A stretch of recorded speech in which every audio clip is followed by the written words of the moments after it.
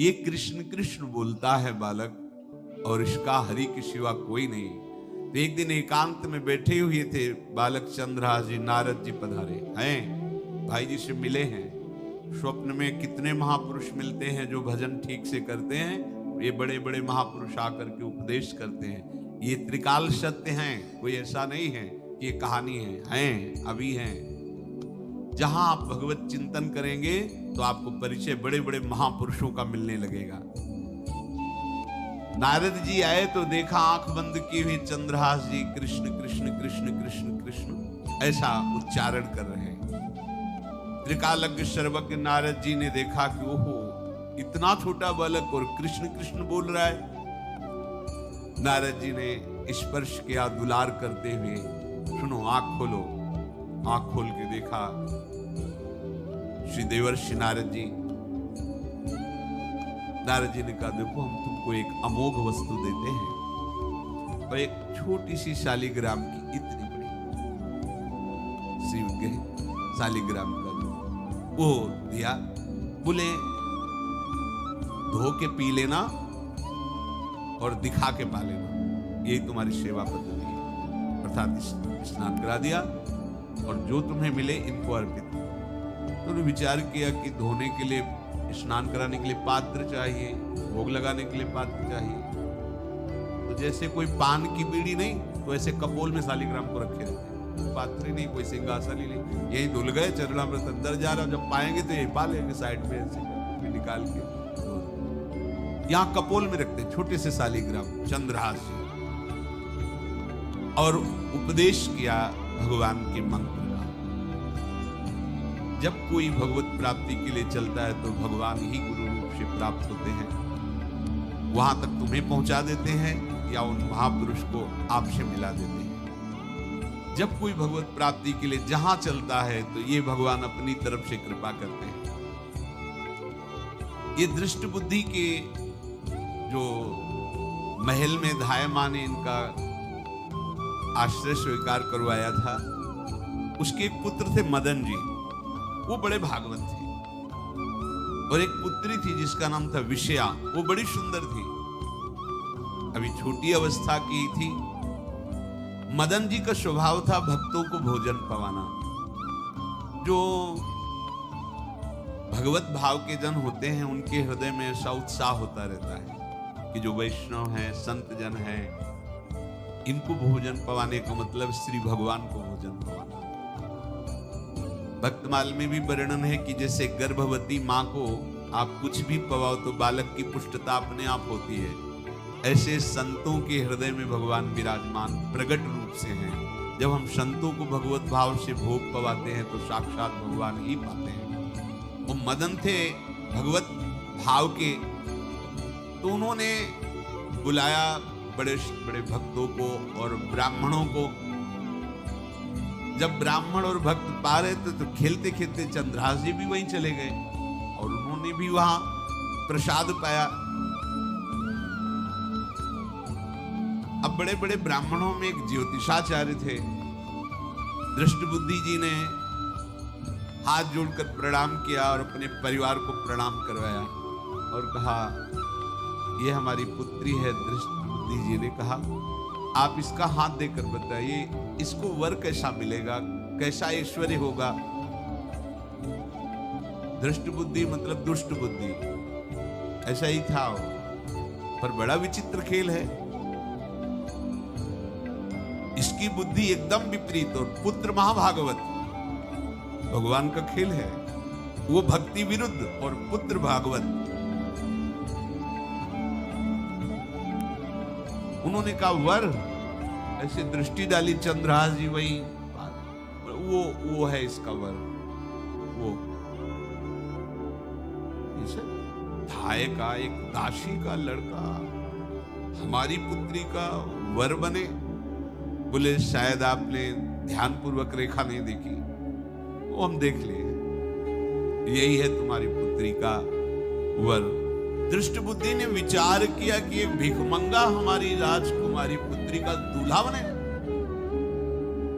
पंडित जी को तो दक्षिणा दी, विदा किया और सैनिकों से कहा घर से निकलने न पावे बालक, क्योंकि ज्योतिष पक्की, ज्योतिष शास्त्र सत्य है, पर उसका सम्यक ज्ञान होना चाहिए। भला मुझ सम्राट के मंत्री की पुत्री, महामंत्री है दृष्टपति, और ये एक भिखमंगा कैसे हो सकता है? बड़ा हृदय में जलन हुआ, ये तो बड़ी अपकीर्ति और दुर्भाग्य का विषय होगा, इसी को मरवा डालते हैं, काम खत्म हो जाएगा।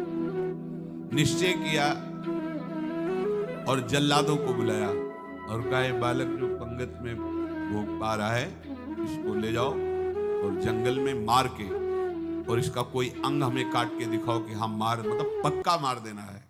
क्योंकि वो इतने सुंदर थे, इतने सुशील थे, इतने प्यारे लगते थे कि कोई भी मारने के लिए तैयार। इसीलिए उसने शर्त रखी, इनका अंग काट करके हमको प्रमाण में दिखाया जाए कि मार दिए गए हैं। चांडालों ने हाथ पकड़ा चंद्रहास जी को, चंद्रहास जी का स्पर्श करते हुए उनको ऐसा दुलार होने लगा हृदय में, जैसे मां को अपने बच्चे से दुलार होता है। स्पर्श करते, दरस परस अघनाश, भक्त का स्पर्श ही पापों का नाश कर देता है। वो दो जल्लाद आपस में कहने लगे, भाई जीवन हो गया लोगों को मारते हुए, कभी कोई पुण्य का काम नहीं किया। ये देखो भक्त संग का प्रभाव। इस सुकुमार विशाल नेत्र, कैसा सुंदर बालक जो हमारे चित्त को चुरा रहा है, इस दुष्ट बुद्धि मंत्री ने आदेश किया मारने का, भला इससे क्या बिगाड़ा इनका, क्यों मारना चाहता है? देखो वैसे तो मां पापी है ही है, क्योंकि जल्लाद घर में जन्मे हैं, पूर्व जन्म के पापों के अनुसार इस जन्म में न जाने कितनों को हमने काटा है, पर पता नहीं क्या हो रहा है, मेरे हृदय में ऐसी हिम्मत नहीं आ रही कि इस बालक को मैं मार सकूं। दूसरे ने कहा, फिर अगर उसको तुम नहीं मारोगे तो तुम मारे जाओगे, कुछ तो करना पड़ेगा। नहीं नहीं, इस छोटे से बालक से क्या किसी को नुकसान? एकांत जंगल में ले गए और कहा, तुम जानते हो तुम्हें किस लिए बुलाए? चंद्रहास जी बालक थे, 5 वर्ष की आयु हो गई थी। उनका मुझे पता नहीं कि आप क्यों लाए। बोले, हम जल्लाद हैं, तुम्हें मारने का हुक्म दृष्ट बुद्धि ने दिया है, मारना तो पड़ेगा ही तुम्हें, हमारी इच्छा नहीं कि मारे, पर हम तुम्हें अंतिम बात पूछते, तुम्हें कुछ भी पसंद हो, कुछ भी तो तुम कहो, हम तुम्हारे लिए ला के देंगे, जो तुम्हें चाहिए बोलो, पर हमें वध करना पड़ेगा तुम्हारा। तो उनका, मुझे कुछ और नहीं चाहिए, बस थोड़ा सा समय चाहिए। यदि आप मारना ही चाहते हो, थोड़ा हमारी पूजा है हम कर ले, इसके बाद मार लीजिए। आपको तो बल है, अस्त्र हैं, तो बालक हो। उनका, हाँ हम तुम्हें समय देते हैं, तुम किसी को पुकार भी सकते हो, जो तुम करना चाहो कर सकते हो। चंद्रहास जी का मुझे मृत्यु का भय नहीं, बस कुछ समय दे दो। पूरा महाभारत हो गया था, टिटिहरी के अंडे नहीं फूटे थे। वही टिटिहरी का, तो टिटिहरी एक पक्षी होती है ना, टे टे करके उड़ती है, तो उसके अंडों के ऊपर एक हाथी का घंटा होगा, गिर गया ऐसे, सब पूरा महाभारत में सब नष्ट भ्रष्ट। वो अंडे वैसे सुरक्षित। जो प्रभु भारत युद्ध में राखे भरुही अंड, सोई मुंह को राखे जो राखत ब्रह्मांड।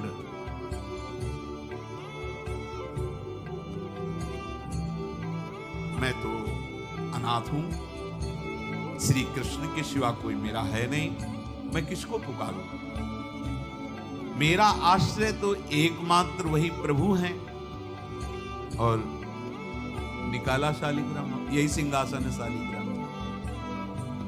भगवान के भक्तों की अपार महिमा है, क्या सेवा। वहां कोई पंचपात्र गंगा जल सब थोड़ी है, लेकर बस आंसुओं से अभिषेक कर रहे हैं। प्रभु मुझे तो कोई ज्ञान नहीं कि आपकी सेवा कैसे की जाती, मैं तो अपने मुख में ही आपको रखता हूं। अब मेरे जीवन का अंत होने जा रहा है, बस मैं यही प्रार्थना करता हूं कि मैं आपकी ही समीप पहुंचूं, आपका ही स्मरण करूं, आपसे कभी विलग न हो, एक भी वृत्ति आपसे कभी विलग न जाए। श्याम मुरली मनोहर ललित ध्यान करते हुए आंख खोली और इशारा किया, काट लो। जल्लादों ने जब देखा आंसू चल रहे हैं ऐसा, वो बैठ गए कहने लगे भाई तुम मुझे मार दो, भले वो दृष्ट बुद्धि मुझे, मैं इस बालक को नहीं मारूंगा, मेरी हिम्मत नहीं है, कुछ भी हो मेरा वध हो जाए, पर मैं इस बालक को, गिरे मुरझाई दया आई कछु भाए भरे, ढरे प्रभु और मति आनंद शोभिनी है, हुती छठी आंगुरी सो काट लई दूषण हो, भूषण ही भयो जाई कही सांच चीनी है।